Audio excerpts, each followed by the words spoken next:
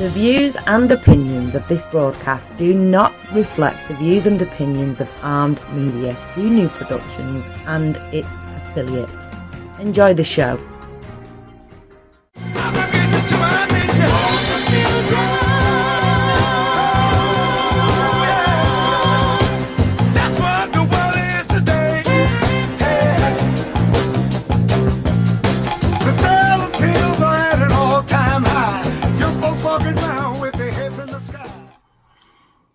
Live from Boston, Massachusetts, it's unscheduled, and in this corner we have Skymo and Dave, and in the opposite corner we've got Maxine Waters and the DNC. It beats 45, beats 45. Definitely a person with a low IQ. Oh, Lord have mercy. How you doing, everybody out there? I want to thank the military, Dave. God bless them.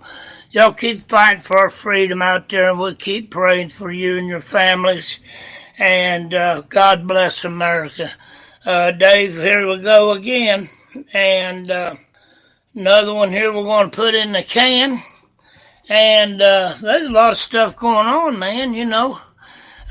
We had that election here in Ohio, and some places are saying, well, it's still too close to call.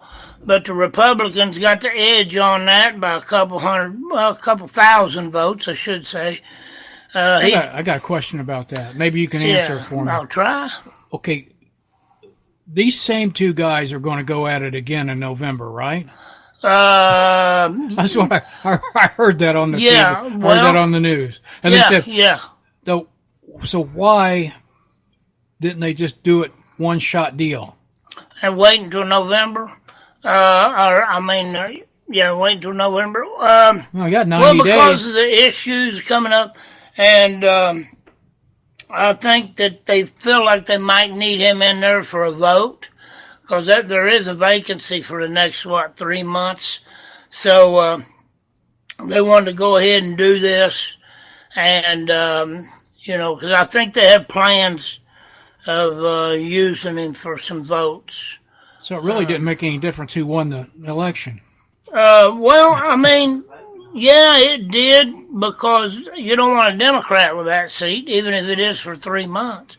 Plus, it would hurt President Trump's feelings if he done all that he done, and it cost millions of dollars for all that. Well, and that's true. Only going to be 90 days, and then they're going to do the whole thing over again. Do it all over again, and you rich folk just keep that money coming. That's all I can tell you. That's true. That's true, Dave. But on the other hand, they may need him for a vote up there. And something like that. So I'm sure that they would.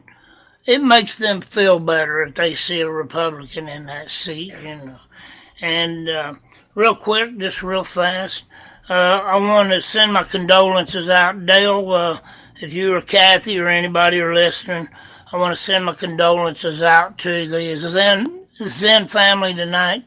Their mother passed away last week, and we had her funeral Sunday. So I love you and God bless you, and still praying for you guys. And so just hang in there. I know it's rough, but a dear friend of mine, Dave, and from Jackson, Ohio, and but you guys hang in there. God bless you.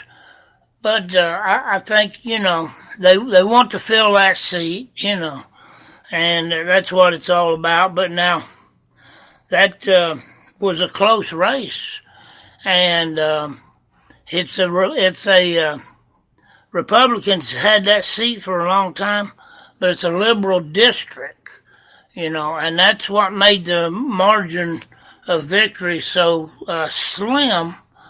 But now I think what helped them, Dave, now I forget the number. Somebody said like 100,000 or something like that.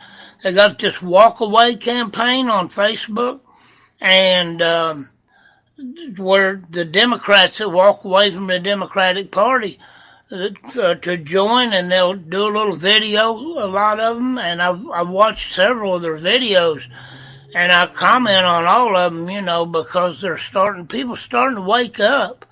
And I think that, just out of my own thought, that I would like to think that had something to do with that, Dave, Well, the Democrats, no matter what happens, they say they win. Yeah, well, they lose by a little bit. Oh, yeah, we shouldn't have been that close. Yeah. Then if they win, they say, well, the Republicans might as well just give it up. Right. Because, no matter what happens in an election, it's always favorable for the Democrat. Well, and hopefully they won't start crying, recount. I mean, look at the thousands and thousands of dollars that'd be wasted on that, man, I think it's by law, though, if it's a 0.5% difference, they have to do it. And the state has to foot the bill, but if it's over 0.5%, the candidate has to foot the bill. Yeah. And then if he turns out he wins, then the state pays for it. Yeah, well, it was Danny O'Connor, the Democrat. He got 49.3. This is with 100% in. Not 49.3. Balderson got 50.1. And Joe Manchin, the Green Party, got 1,120 votes. He got 0.6. He was the tree hugger. Yeah, he was. He got hung up in the bushes there, and but anyway, and then you got Rosie O'Donnell.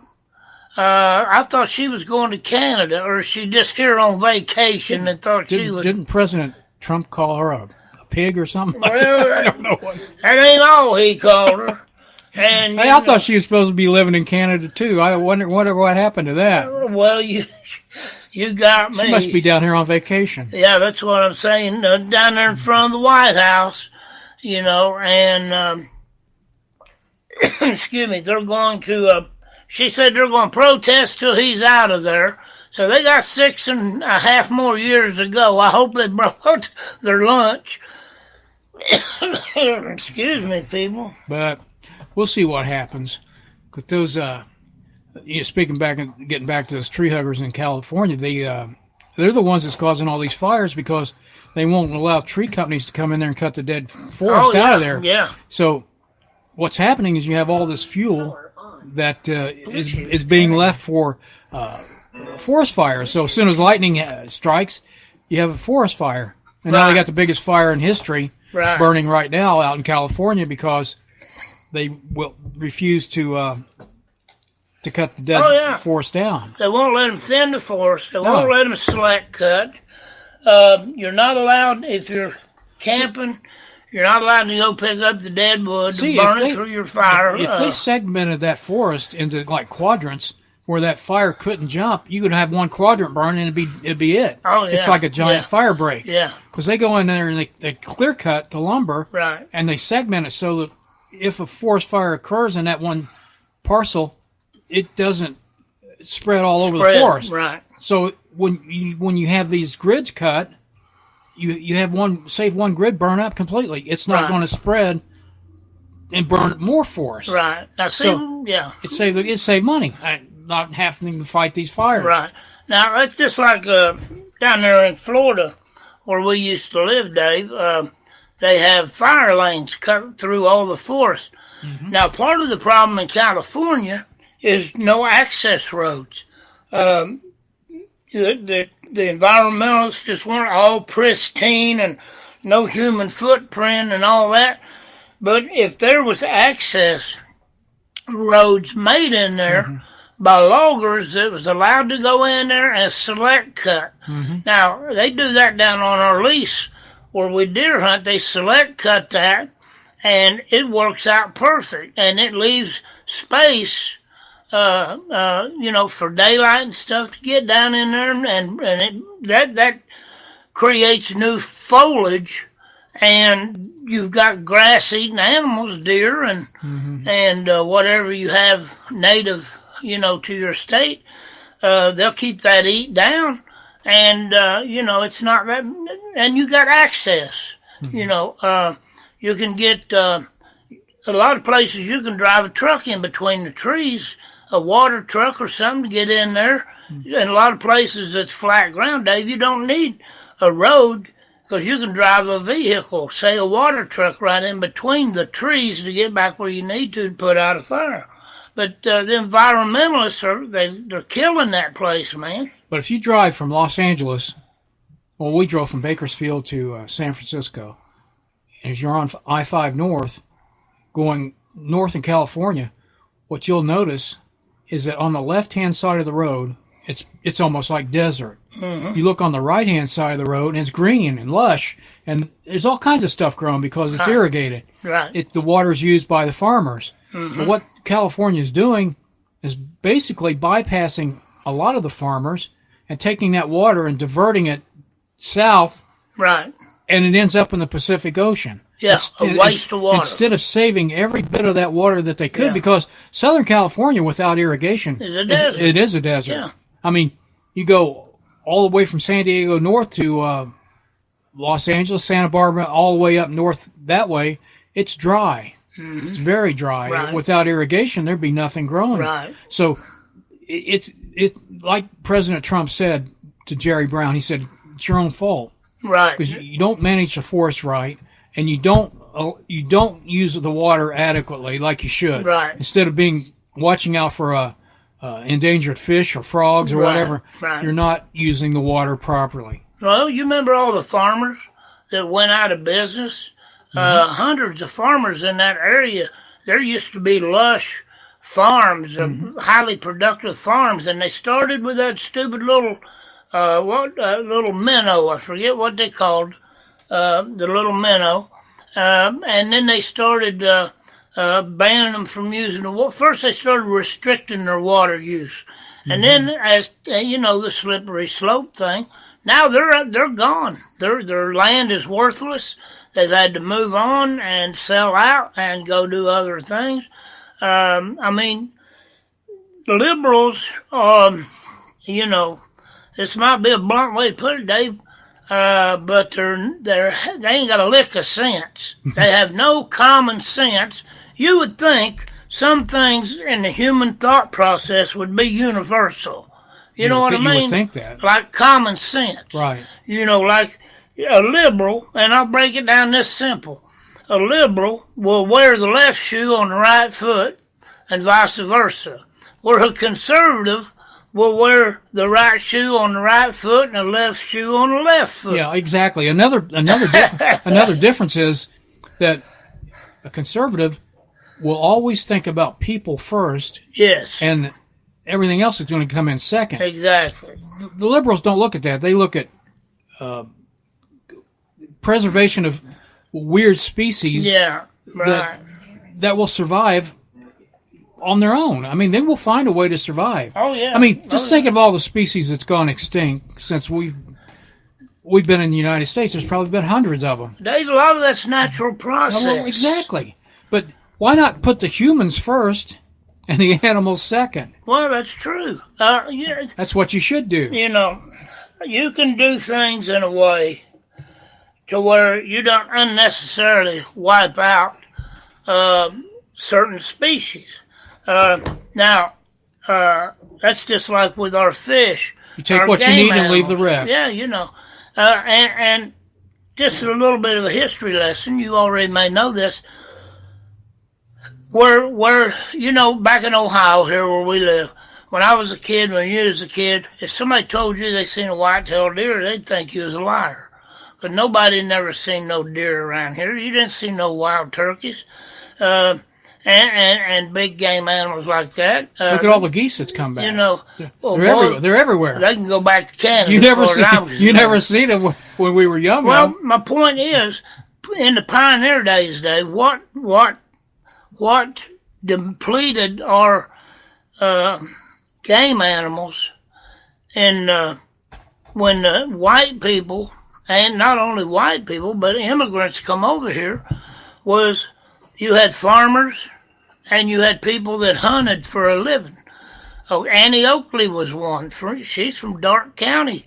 You know, everybody knows Annie Oakley. She would hunt and sell the meat to restaurants. What probably wasn't called restaurants back in them days, but they would like sell a roadhouse, probably. Yeah, they would sell the meat to You had these, what'd you call them, along the rivers, trading posts. They would sell the meat to the trading posts. We used to have brown elk, used to be native to the state of Ohio. The wolves, gray wolves, used to be native to Ohio. Mountain lions used to be native to Ohio. These things got wiped out for food. People hunted for food, for a living, to sell to these general stores, your trading posts. They sold the meat to make a living. They didn't want to farm.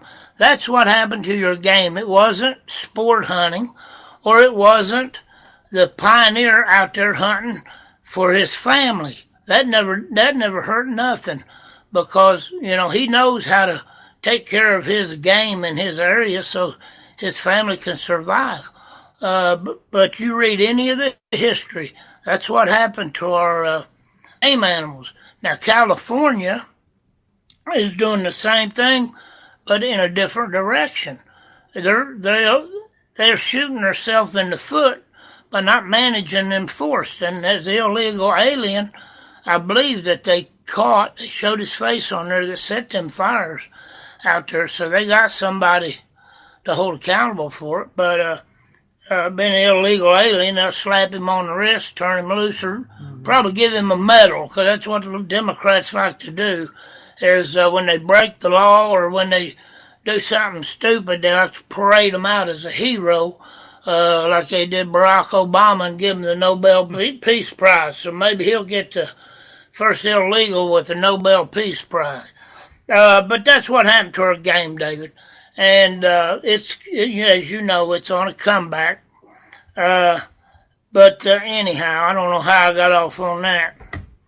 But California's committing suicide is what they're doing. There's thousands of people a year. They call it the mass exodus. People leaving California because of their stupidity. I think 3 counties in California, you'll get a fine or go to jail if you're caught with a drinking straw.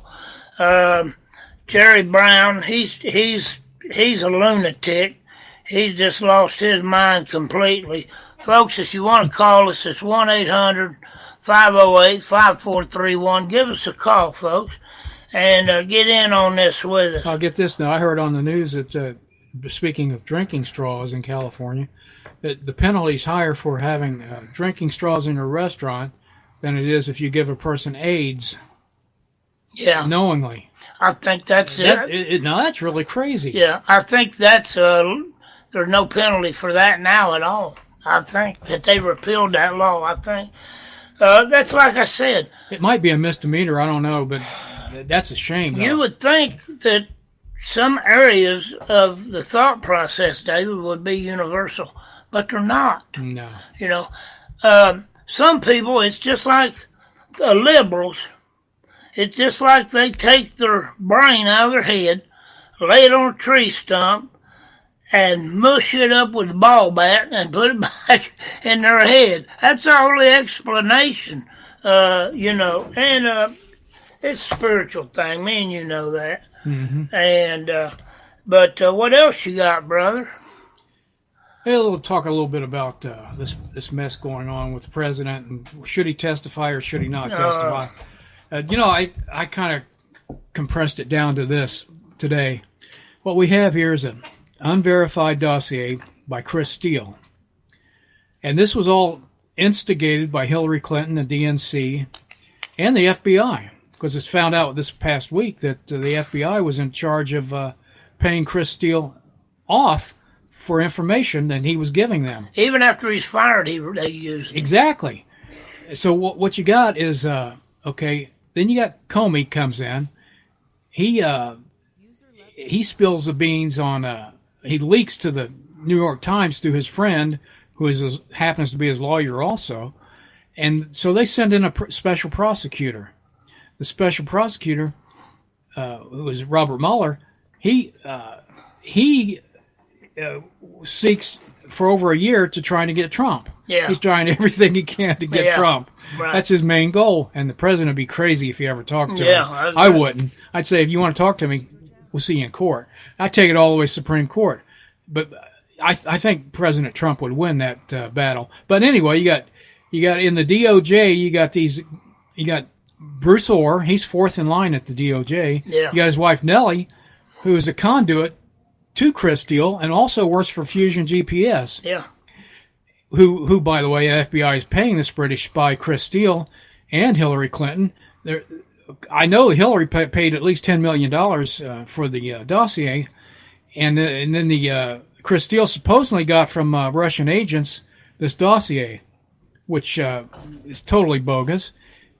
Now, all this takes place, and all these people are talking to one another, and you got Robert Mueller trying to get President Trump on conspiracy to commit a crime against the United States of America, where actually the Democrats are the one who are the conspirators. They are creating a conspiracy, trying to get the goods on Donald Trump to keep him from becoming president. That's what it boils down to. And then when they were shocked when Donald Trump won in November, everything went crazy. Right. They knew that it was going to come back on him because he would have the access to the FBI, DOJ. Everything would become his. So what they did, they turned everything around and made it look like Donald Trump was doing the very things that they were doing. Solinsky. They had already been doing those things. So that's why they turned around on him to try to frame him, basically. Right. Well, and Mueller is part of that deep state, David. He knows what he's doing. I don't care what anybody says. He's not an honest guy. No, he's not. And, that's, like I said, that's right out of Solinsky's handbook. Accuse your enemy of doing what you're doing. Mm-hmm. And there's another thing, too. Obama gave almost $2 billion in cash to the Iranians, put it on skids, put it in a jet, sent it over to Iran. Dianne Feinstein has a Chinese spy for a chauffeur for 20 years. Where's the investigations at? And she just poo-pooed it and tried to turn it around on President Trump, what little bit has been said about it. And you know what? Furthermore, where's the outrage from the Republicans about this? Why aren't they at least on this Dianne Feinstein spy stuff? David, for 20 years, she's on the Chinese driver. You can't tell me that they didn't small talk and he drew information out of her. No, he heard her talking on the cell phone in the back seat. Sure. Talking, and she's on the Intelligence Committee. She's a ranking member. Yes. You know that he heard things. Yes, you know. And you know what he reported right back to the Chinese government. Well, and the flippant way that they handle top secret information, he's asked her. She probably felt like she was close enough to him. She could tell him pretty much anything. There is no telling how much information, top secret information, her driver alone has got and given to Chinese intelligence just from Dianne Feinstein alone. Where the heck is the outrage from the Republicans? No, but the thing is, Les, it's not that the Republicans are not outraged. When they are outraged and when they have the goods on the Democrats, the mainstream media will not report it. Well, but they hide it. They are in cahoots with the DNC. I agree, but so we're fighting two powerful entities in this country. I agree. Donald Trump is fighting the mainstream media, and he's fighting the DNC. Yeah. And one leads the other. When one's not leading, the other one's leading. Okay, but here's news the media thing. sometimes leads the DNC, and vice versa. But right now, we've got everything. The Republicans do. I know. And Jeff Sessions, he's worthless as boobs on a boar hog. But now you tell me why he ain't reared up and said he's going to start an investigation on this. That still don't stop the Republicans from doing an investigation into this corruption or into Dianne Feinstein. Why haven't they come forth and announced an investigation? Look, Les, what happens every time it's been tried. Look what happened with Benghazi. Who went to jail over that? Nobody. And nobody ever will. Well, and look how long the Republicans investigated Hillary for 2 years. Yeah. Nothing ever become of it. You know why? Because the willing allies in the news media won't get the public outraged about it because the public doesn't have any clue what's going on. Well, I understand that, Dave. And just Fox News alone and Rush Limbaugh and the and me and you. talk radio will never, ever convince the vast majority of people that these things are going on. Well, I understand what you're saying, but where is the will to do what's right? Okay? Whether you win, lose, or draw, put up a daggone fight, David. You know, I've seen the Republicans over the years, my whole lifetime since I've been political, I have seen them want to just sweep crap under the rug and move on. They have let the Democrats get away with literal murder over my political lifetime, and all they want to do, Dave, well, let's put it behind us, let's move on. They still have that mentality. Let's look at it this way. Who's the number one spokesman for the Republican Party? Trump. Exactly. Is he laying down? No, but how long? Okay, how much have you heard about this in the mainstream media? Everything Trump said. None. You will never hear anything about it because even though Trump's the president and the biggest megaphone, the biggest voice in the Republican Party, they twist and turn his words and concentrate on stupid stuff that he tweets and not the facts, but just they pick and choose what they want to report. I totally agree. And it's always going to be that way. But it's not going to stop them. It should not stop them from doing the right thing, Dave. You can't not investigate. Trump is doing the right thing. Okay, well, all right, I want to hear him. I've heard him say in his rally the other night, I believe it was, he said something about her having this spy. I heard him mention that. He did. Okay, when and you know, I'm a big fan of President Trump, but when's he going to look Jeff Sessions right in the eye and say, I want an investigation on that? That it pertains to the national security of this nation. Dave, that goes right to the sovereignty of this nation. It all started before Trump took office. After November, when he won, the Democrats got together, and I know it happened. Obama and everybody below him got together in early January. I agree. Of 2016, or of 2017, excuse me. In early January of 2017, they all got together in the Oval Office, and they discussed how this was all going to go down. Before the inauguration. Exactly. And they discussed how all this was going to go down. And they planned it that what would happen that Trump would be framed and he would become impotent, that they would make him so he can't do anything. Mm-hmm. And they're going to file charge after charge after charge on him, make up stuff, false charges, and the news media is a willing participant in the whole thing. They're communists. And they thought they'd have him out of office within a year, I'm sure. Yeah. But it never happened. Yeah. Because they didn't expect how hard he would fight back. Right. Oh, I agree with you there. It was an orchestrated effort. It is deep state. It is a soft coup, Dave. All the above. Mm-hmm. It is to try to get him out of office. Now, there's another thought process that I think may be taking place here. Okay. President Obama may be knowing, he might know, because, you know, he sees things from the inside. He may, and I'm sure he's getting intelligence from different people. And he does have friends. Out of all the corruption in the DOJ, FBI, I do believe that he has some allies that are friends of his that may be feeding him information from the inside, Dave, that we're not hearing about. And he knows that this is going to fall apart, that it's going to collapse under its own weight, and then he's going to unleash all holy heck on this situation. Now, is it a possibility, do you think? Let me ask you this. All the grief I've given Jeff Sessions and all the grief that other people has given him, is it a possibility, Dave? And President Trump's kicked him in the seat of the pants a couple of times in his tweets. Is there a chance, okay, that under the radar that Jeff Sessions is He's got them by the you-know-whats, and as soon as this investigation's over, he's going to blow the lid off this thing.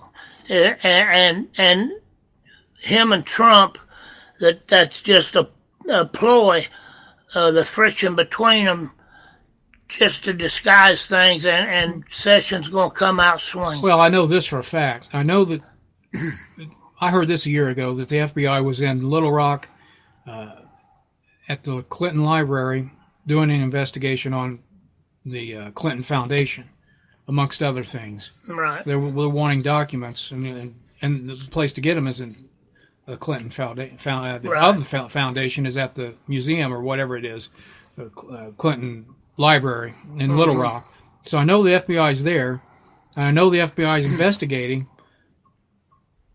the Clintons, and the administration wants to investigate, but they don't want it. They don't want it to be well known because, for one thing, the news media won't report it anyway. So they're just keeping it under. They're just keeping it undercover. So Jeff Sessions might very well be doing those things, but he's not going to be broadcasting it out loud because they're not going to report it anyway. So no matter what happens, they're not going to report it. But see, the thing about it is, if that's what Jeff Sessions is doing, I'm praying that that's what Jeff Sessions is doing. And if I'm wrong about Jeff Sessions, I will publicly apologize to Jeff Sessions, okay, just because that's who I am. But I just pray that that's what's going on, Dave. Now, I was kept track with this organization with these people that's ex-FBI, DOJ, and the NSA people, and some of them still work in the government.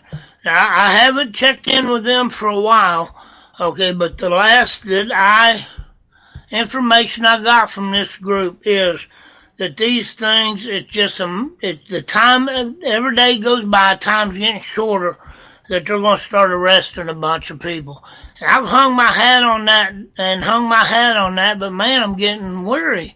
And and I just pray that I'm all wrong about Sessions, Dave. See, you could tell there's something going on different than it was last time around. Back when Comey was the head of the FBI, he brought the investigation of Hillary Clinton to the top floor, meaning it was done from an administrative level down. That's not the way the FBI works. It works, their field offices, whoever has jurisdiction, does the investigation.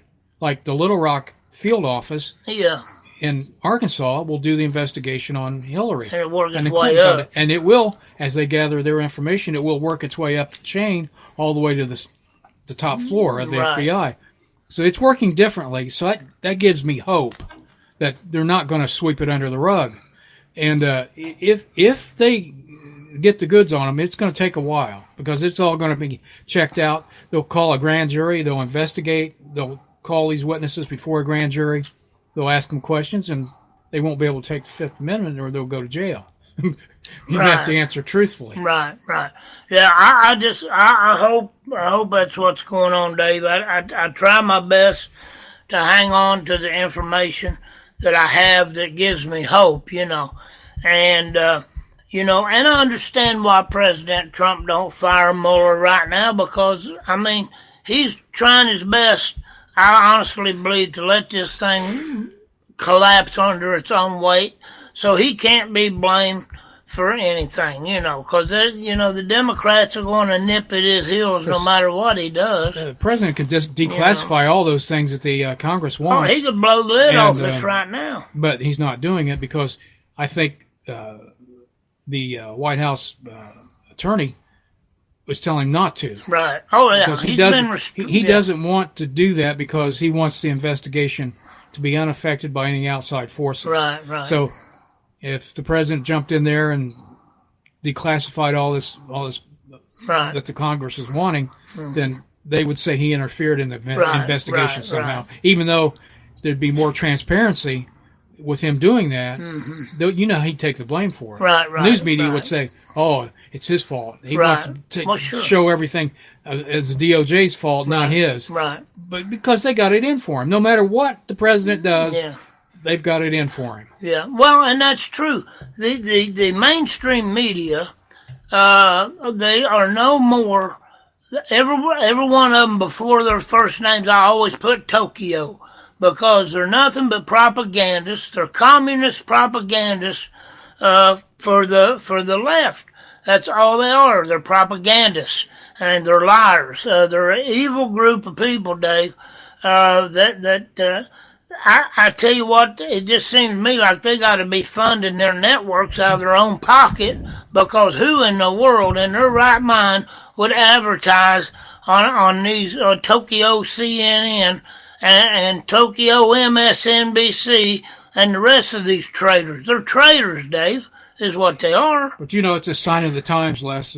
It is. I was reading the Bible. And it ain't. That don't make it no easier, No, brother. it's not. But I was reading today, and I got this off of somebody I like, Dave Reagan. He's a doctor down. He's got a minister down in Texas. And he said this. He goes, in 2 Thessalonians chapter 2, verse 3, it talks about the great falling away that happens in the end of the days. And I think we're in those days. He said, and this is the information he got from another research he did. He said from 1607 to 1833, which is 236 years, Christians were the establishment in this country.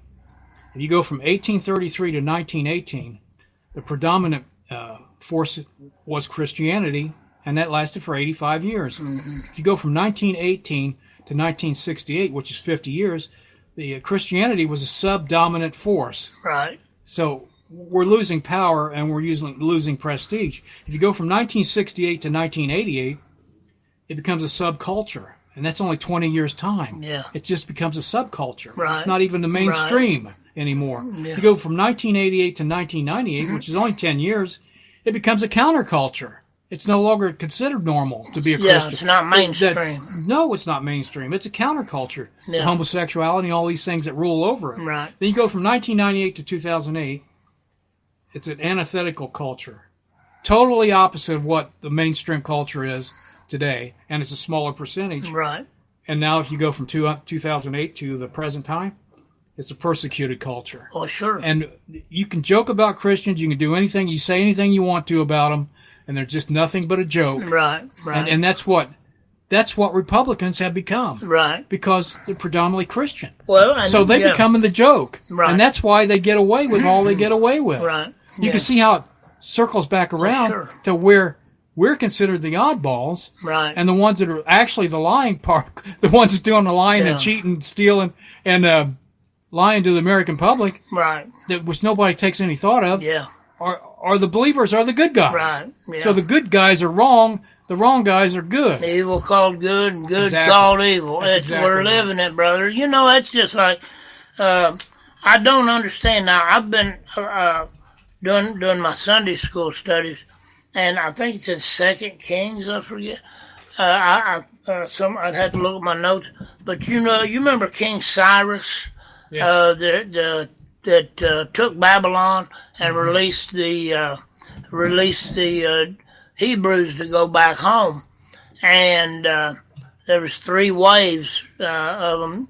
And that was prophesied 200 years before Cyrus was ever born.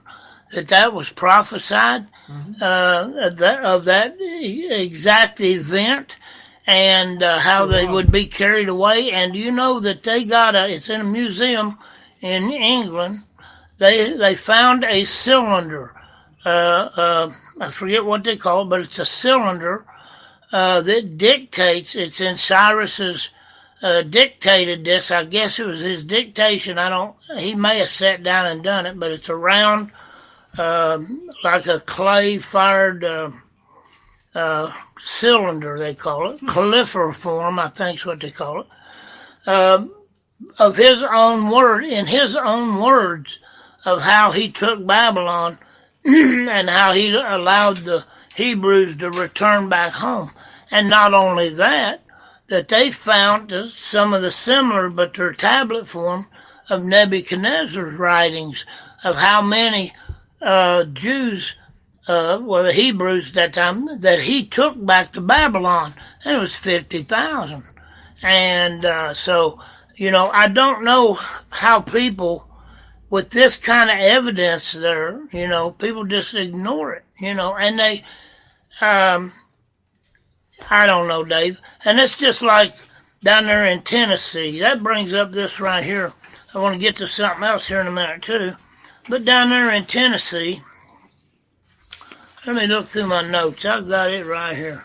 They're going to put In God We Trust in all the schools down there. And right here it is. A new law in Tennessee requires the motto In God We Trust to be prominently displayed in every public school in the state. I'm all for that, Dave. And this is not pushing a religion on anybody. This is an open recognition that this country was founded on Judeo-Christian values that you happen to find in the Bible. And this is a reminder. This is not forcing you to believe anything, Dave. I know. You don't have to believe this if you don't want to believe this. And they're not pushing anything down anybody's throat. But if somebody sees In God We Trust, and that's a motto, that stands for something, Dave. And that, I see no problem with that whatsoever. I don't either. And it's on their license plates. It's going to be in their schools now. It's on our money. The ACLU they're trying everything in the world to wipe that out. And, but I have no problem with it, brother. I mean, full steam ahead. And, listen to these stats. This is interesting. 19% of Americans right now are living with a partner outside of marriage. Right. 37% do not believe the Bible to be totally accurate. Right. These are Christians, so-called. Yeah. 45% of Christians do not believe that Jesus was sinless. Yeah. 52% of the Christians in this country do not believe Satan is real. Yeah. 57% of Christians in this country do not believe Jesus is the only way to heaven. And another 57% believe good works play a part in gaining eternal life. Yeah. That you're saved by your works. Yeah. But you know that goes back to the word itself.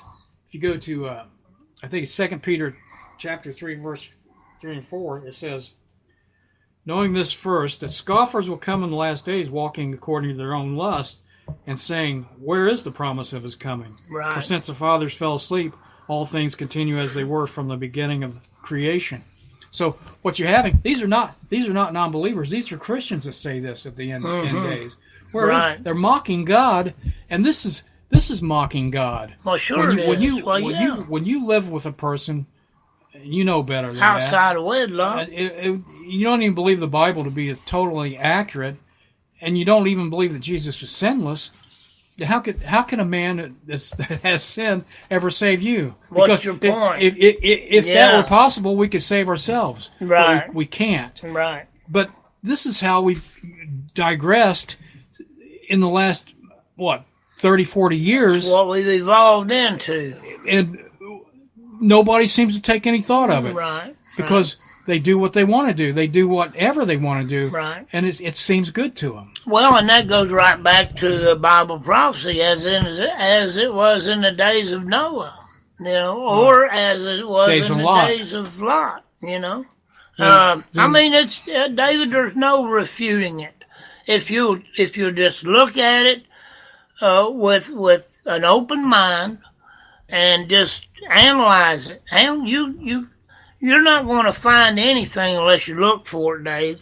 And the problem is, people, if they look for the truth and they find it, they're going to have to change the way that they're doing things if they want to live up to God's standard. Exactly. Now, people think that they're going to stand before a holy, righteous God and give him a bunch of excuses, or like when a cop pulls them over, do you know the speed law? I didn't know it was 45. People actually think, Dave, that they're going to negotiate with God. They're going to use an excuse to get out of the judgment with God. I tell you one thing, brother. Here's where the rubber meets the road. Is when you draw your last breath and you drop dead, you're going to find out the truth. And brother, if you ain't doing it God's way, there's no going back. That's right. You don't get no do-overs. Very few people have out-of-body experience and get to come back and get a do-over. You know what I'm saying? Right. And that's just a chosen few, Dave. This goes along with what you're saying. In 2 Timothy chapter 4, verse 3 and 4, it says, "For the time will come when they will not endure sound doctrine, but according to their own desires, because they have itching ears, they will heap on themselves teachers, and they will turn their ears away from the truth and be turned aside to fables. But you be watchful for all in all things, endure afflictions, do the work of an evangelist, fulfill your ministry." Now, this is where we're at today. The world has come to do what seems good in their own eyes. It seems to be sound doctrine, but it's not. Right. I got another scripture, Dave. Now, I've always had trouble with quoting things exactly where they're at, but you can tell me exactly where it's at. There's a way that seems, it's Proverbs. There's a way that seems right unto a man, okay, but the end thereof is death. That's in Proverbs somewhere. Proverbs 2, maybe. I'll find it here. And but that's where it's at anyway. Okay. It's in Proverbs chapter 16, verse 25. Ooh, I messed up by a mile, but there's a way that seems right to a man, but the end of the way is death. And that's that's where we're living right now, Dave. I mean, I have never had God deal with me about giving up anything that was going to hurt me. Everything that I walked away from. Now, I'm not saying temptation ain't going to come. You're going to have that temptation. But anything you give up to serve God is for your benefit, Dave, And, anyway, that's where we're at right now. I run across this today, Dave, and let me ask you, there's a guy named Mark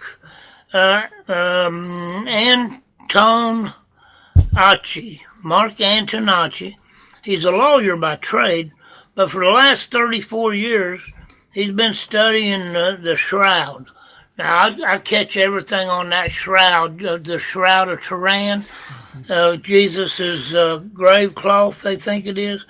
And he wrote a book about it, and his landmark book is Test the Shroud, is the title of it. And he goes through all the things that everybody and their brother's been through, and how that, and he said what really sold him was, how do you get a 3D image off of a 2D cloth? Right. And it's got a back to it, it's got a front to it. There's blood markings on it. There's puncture wounds in the hands, nail feet, scars, and there's a sword in the side, and there's actual blood on the shroud. Yeah. But get this, what I heard was that the image that's on the shroud was not scorched. Mm-hmm. It wasn't burn-in. It wasn't. Right. There's no way. Even 300, 400, 500 years ago, if it's that young, we'll just say that's what they say. It's about that young, 600 years. Okay, get this. It's an optical negative. Right. If you take a picture of it and you look at the negative, it's a positive image. Right. So when you look at it, it's a negative that you're looking at. Nobody can reproduce that. And get this, the fibers on their linen fibers. Yeah. They're the depth of the burn, whatever caused the image, is only about 2 or 3 atoms thick. Mm-hmm. I mean, if you think about that, it's amazing. How in the world could you control that? You can't, and it's uniform. It's through Yeah, the it's whole uniform. thing. There's no way you could control it. Yeah. If you set it on something hot to scorch it, Yeah. you couldn't control it. Right. Like say you Right. carved a stone and you threw the shroud over a 3D Yeah. stone that was heated up, like the face of a man. Right. You couldn't control the amount of No. scorch, but it's uniform all the way across the Same image, thickness. and that's how I think it's real. I do too, Dave. That's really what I was think it's going to real. ask you. This guy was a agnostic. He wasn't sure about all this, and so for 34 years he's been studying it. And I don't know how the depth of his study, whether he's had these scientific. He's funded. I'm sure he's funded a lot of these tests that they've done on it, and and he's saying the only possible way that image is on there is radiation. And he said that you can go to Egypt where it's hot, it's dry, there's no humidity over there, where that's the best place to go to where when they mummify somebody, that their body is preserved as perfect as it is. And the grave clothes they have on them, that there's nothing even similar on them grave clothes like that they are on this shroud of Turan. And I'm with you, brother. I think, and God is always, from time to time, he'll show himself. He'll prove himself. And whether it be with you and your family or whether it be with the world. And I honestly believe this thing's real. Nobody can disprove it.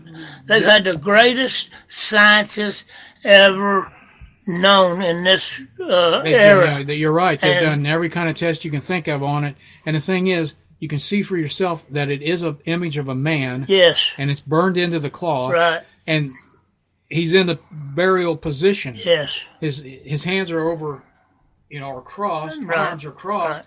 He's lying flat on his back, and you can see it's an image. Right. And you see his beard. You can see his hair. Yeah. You can see his body. You see the prints of the you can in see his head. You can see where the thorns. The blood ran down his forehead. Right. And it's definitely a crucified man. And you flip that thing over, Dave, and it's the image of the back of a man. You're not seeing through it and seeing the front, what's on the front.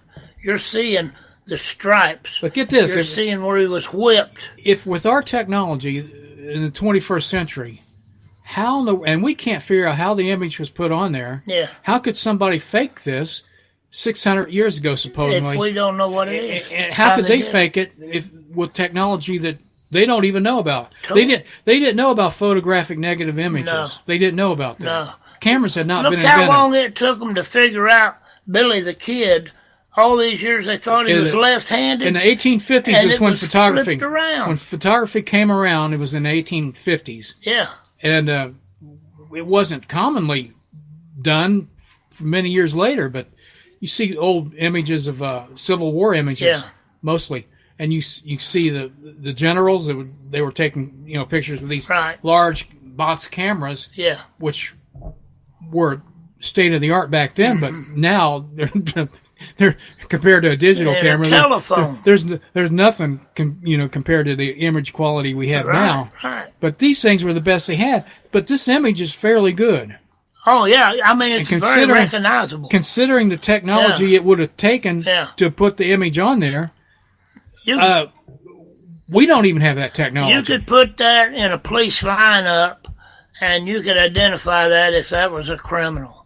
You know what I'm saying? That's how plain the face is on that image. I think Discovery Channel took that imge and they made a 3D image of it. I seen it. And actually put motion into him. Yeah. And it was startling to see the thing come alive. Brought him to life. Yeah, it brought him to life. It was amazing to see. Yeah, it was. And, and